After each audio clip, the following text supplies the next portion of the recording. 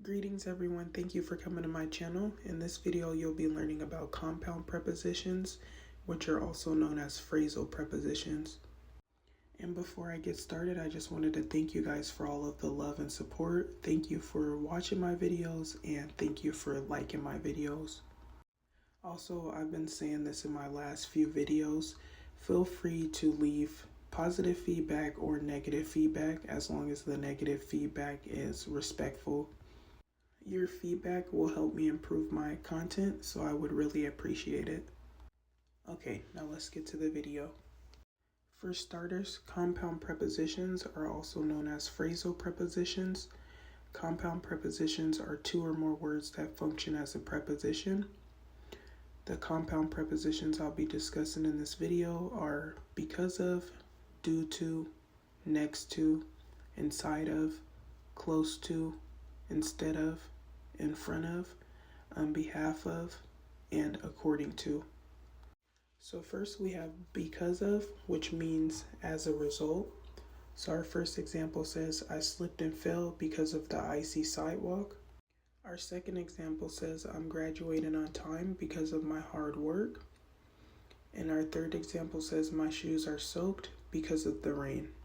So notice how each example has a cause and an effect. So in our first example, the cause is the icy sidewalk, and the effect is I slipped and fell. In our second example, the cause is my hard work, and the effect is I'm graduating on time. And in our third example, the cause is the rain, and the effect is my shoes are soaked. Next, we have due to, which also means as a result.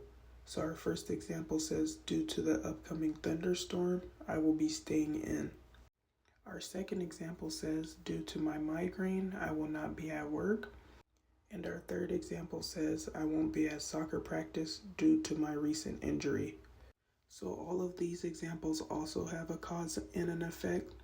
So in the first example, the cause is the upcoming thunderstorm and the effect is I will be staying in. In the second example, the cause is the migraine and the effect is I will not be at work. And in the last example, the cause is my recent injury and the effect is I won't be at soccer practice.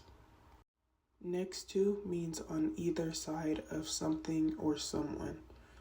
So our first example says I'm standing next to my mom. So that means my mom is on the side of me.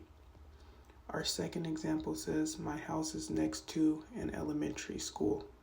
So that means my house is on either side of the elementary school.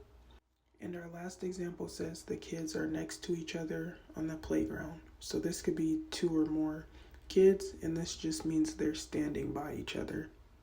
Which leads me to my next thought. Instead of saying next to, you could also say by. So our first example, you could say, I'm standing by my mom. Our second example, you could say, my house is by an elementary school. And for our third example, you could say, the kids are by each other on the playground. Next, we have inside of, which refers to an enclosed space. And you could also use in instead of inside of. Both of them are interchangeable. I just feel like sometimes inside of sounds better and then sometimes in sounds better, and sometimes it doesn't make a difference. Our first example says the candy is inside of the jar. You could also say the candy is in the jar. Our second example says there's earwax inside of my ear, but you could also say there's earwax in my ear. I don't know, that sounds good both ways. There's earwax inside of my ear, there's earwax in my ear. And our last example says my tongue is inside of my mouth, or you could say my tongue is in my mouth.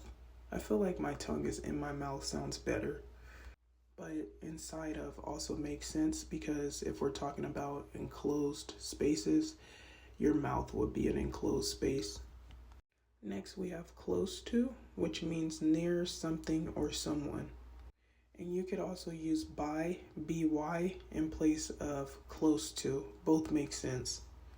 So our first example says you live close to the movie theater. We could also say you live by the movie theater.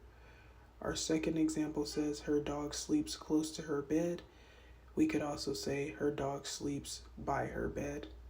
And our last example says the bus stop is close to the hospital. We could also say the bus stop is by the hospital.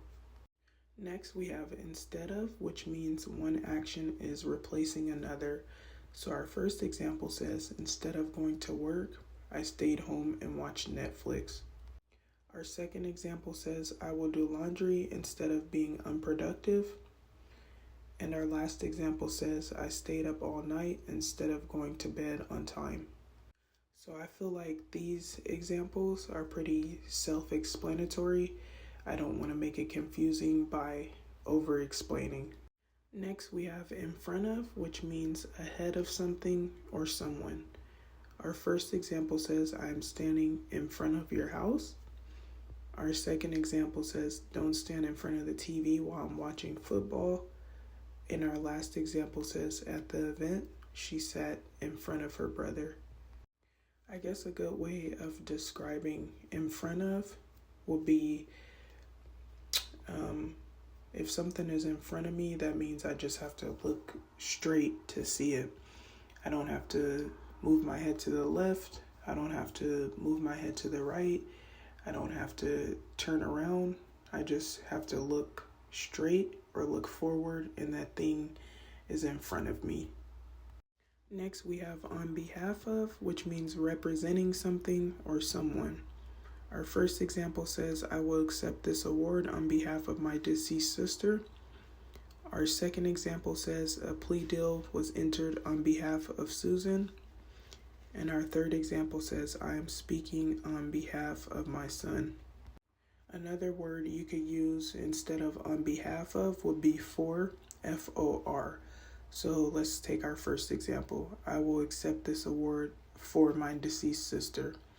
Our second example, a plea deal was entered for Susan.